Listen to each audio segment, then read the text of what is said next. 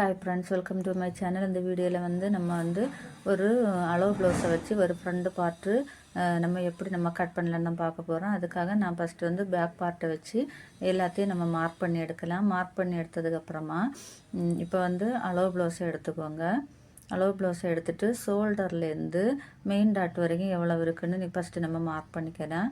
Mark பண்ணிவிட்டு first neck நம்ம mark பண்ணிக்கலாம். மார்க் பண்ணி அதை லைன் போட்டு எடுத்துக்கோங்க. லைன் போட்டு எடுத்ததுக்கப்புறமா ஷோல்டர்லேருந்து அந்த மெயின் டாட் வரைக்கும் எவ்வளோ இருக்குன்னு பார்த்துக்கோங்க. பார்த்து அந்த மெயின் டாட்டுக்கிட்ட நம்ம மார்க் பண்ணிக்கலாம். மார்க் பண்ணி இந்த மாதிரி லைன் போட்டுக்கோங்க. லைன் போட்டு எடுத்ததுக்கப்புறமா அந்த உப்பட்டி பக்கத்துலேருந்து மெயின் டாட்டு எவ்வளவு கேப்பில் இருக்குன்னு பார்த்து அதையும் நீங்கள் மார்க் பண்ணிக்கோங்க. மார்க் பண்ணிவிட்டு இந்த கீழேருந்து மேலே ஒரு 2 இன்ச்சு, இந்த பக்கத்துலேருந்து 2 இன்ச்சு மார்க் பண்ணிக்கோங்க. மார்க் பண்ணி அது நமக்கு மார்க் பண்ண தெரியலைன்னா இந்த மாதிரி உள் பக்கமாக திருப்பிட்டு ஆம்கோல் பக்கத்துலேருந்து ஒரு 1/4 இன்ச்சு மேலே தூக்கி மார்க் பண்ணிக்கோங்க. பட்டி பக்கத்துலேருந்து ஒரு 1/4 இன்ச்சு கீழே மார்க் பண்ணிக்கோங்க.